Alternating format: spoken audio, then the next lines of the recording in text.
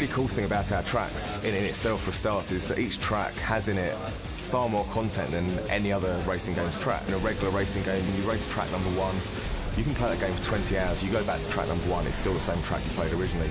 And in split second, as you go through the game, you can unlock these new power plays. And we also have lots of split routes that are opened by triggering explosions in the environment and destruction. So in that respect, it's a little bit like, say, what you get in a platformer or an action game. Being encouraged to revisit areas from earlier in the game and finding the new content. As you're going around the lap, different things are happening to you. The designers are introducing different features. Each lap isn't the same, each lap changes. I decided to kind of think a bit more out of the box and think about some environments that could really offer up truly spectacular moments rather than just the average stuff that you see in most games.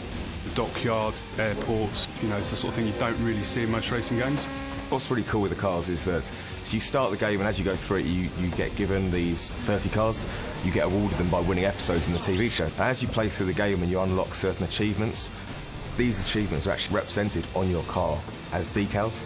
So when you're racing online, you see some guy and his car's covered in stickers, you know he's an expert, and be careful. And if it's a slightly emptier car, they're pretty new to the game.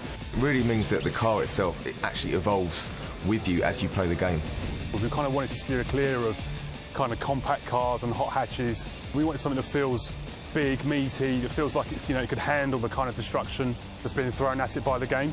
On top of that, we also wanted to kind of design them from the ground up, as it's a TV show. So essentially the TV company have created these vehicles, and they've also designed the vehicles so that they're as spectacular as they possibly can be when they crash or when they get hit by a building or by a ship or other vehicles.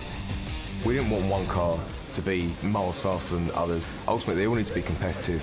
So really, it's more about their handling characteristics rather than their handling abilities. If someone wants to take the car from the start all the way through the game, they can do.